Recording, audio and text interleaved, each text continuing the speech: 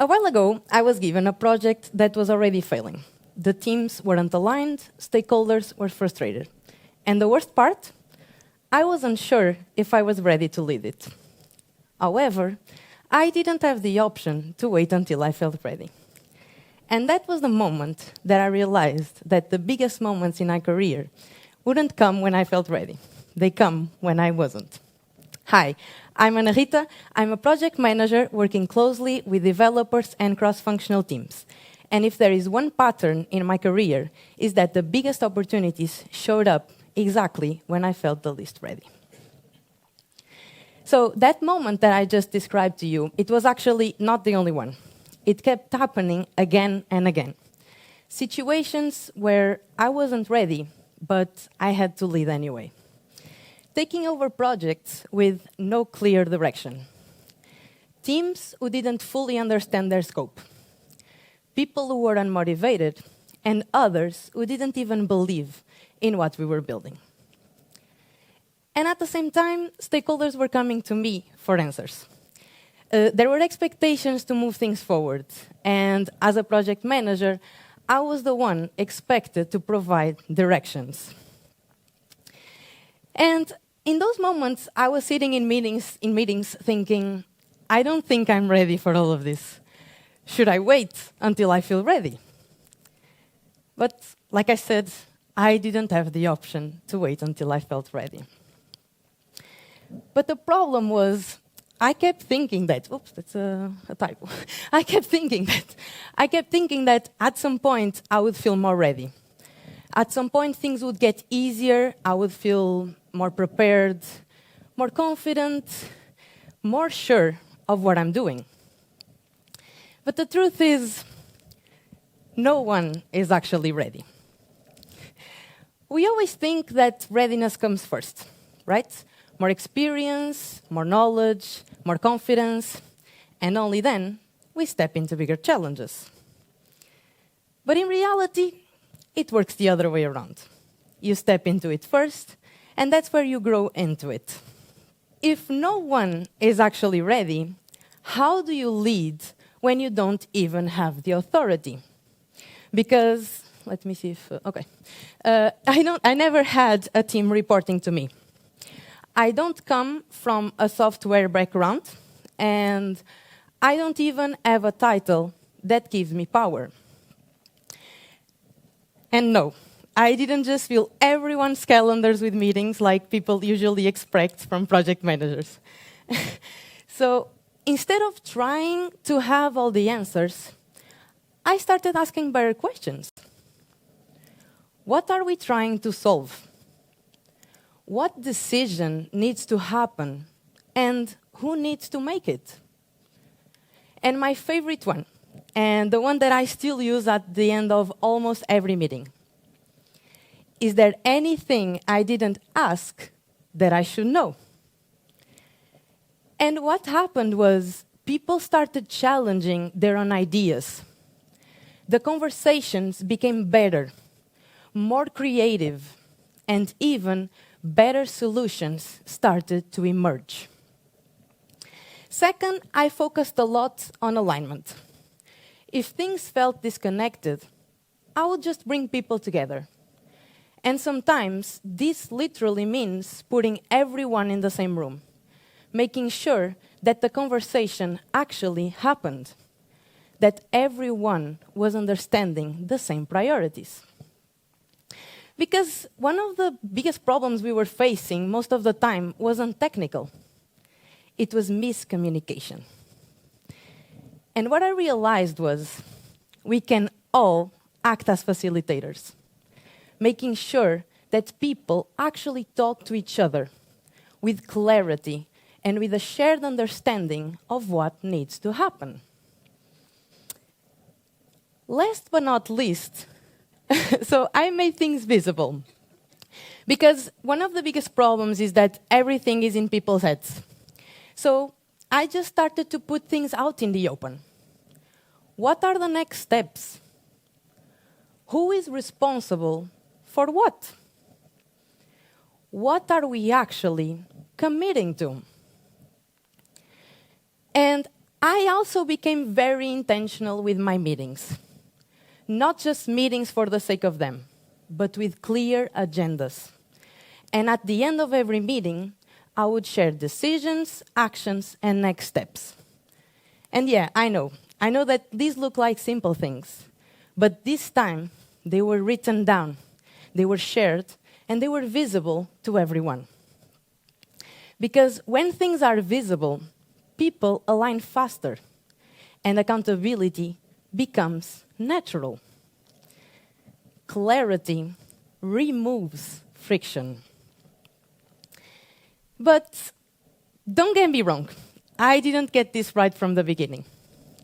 At first, I would trust everything that my technical team said. I assumed that they were always right. Why wouldn't they? They have the software background, and I didn't. So I stopped questioning. And yes, we were moving things forward, but we were really not challenging the decisions. And when my manager started asking me for questions, I was blank. And as a perfectionist, this was a no-go for me. So I started putting a lot of effort in my self-reflections, and I realized that my role wasn't to have all the answers. It was to challenge, to connect the dots, and to make sure that everyone was on the same page. So I didn't move things forward because I had the authority. I moved them because someone needed to create clarity.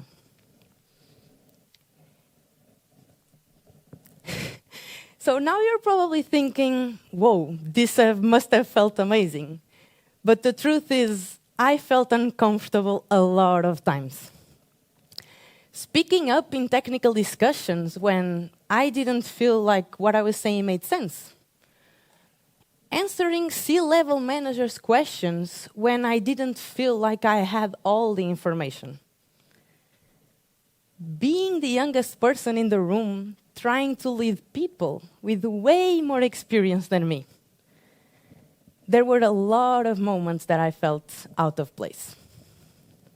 And in those moments, I was thinking, what if I say something wrong?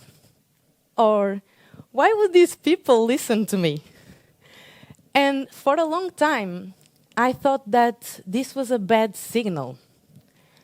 I thought that this meant that I wasn't ready, that I wasn't good enough yet.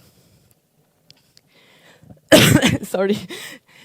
So I realized that I needed to move things forward, and even if they felt uncomfortable.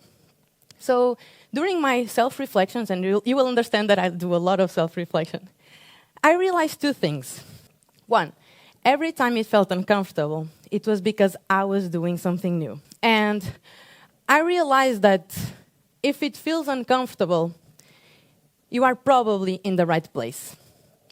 So not being ready wasn't a limitation. It meant that I was seeing things differently. I didn't have these years of habit. I didn't have fixed ways of doing things. And I wasn't looking at things with this perspective of, this is how it's always been done. I was looking at it with fresh eyes. And sometimes, that's exactly what is needed. To have someone question things that no one else is questioning anymore. To challenge processes that stopped making sense a long time ago. And to bring a different perspective without even realizing it. So, if it feels uncomfortable, you are probably in the right place.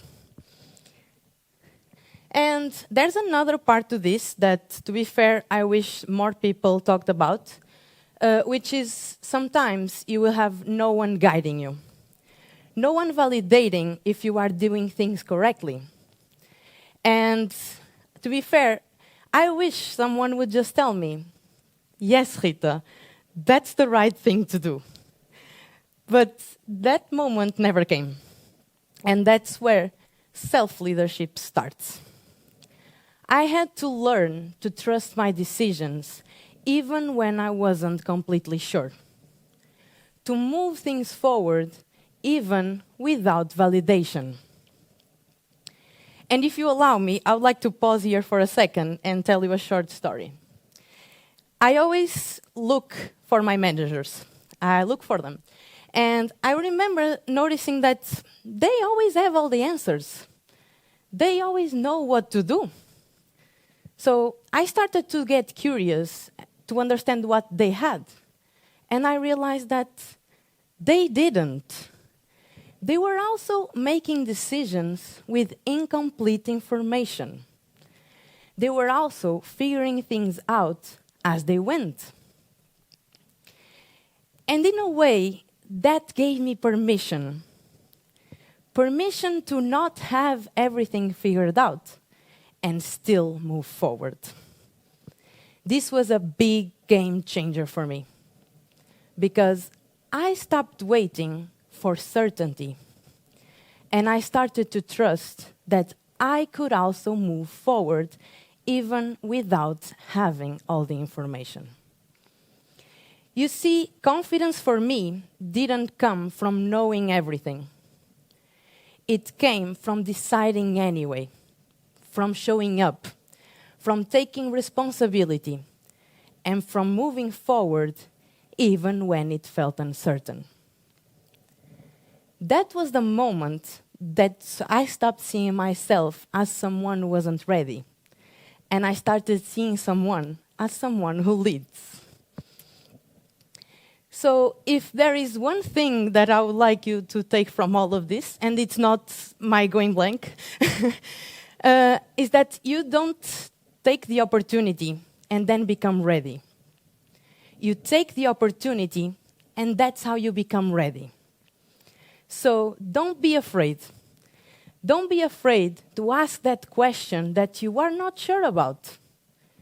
To speak up, even if your voice shakes a little or your speech goes blank. Because there is nothing wrong with trying. There is nothing wrong with putting yourself out there. That's how you learn, and that's how you grow. But be aware, growth doesn't mean that things will get easier. You will just get more comfortable living outside your comfort zone. Because ready was never a requirement. Thank you.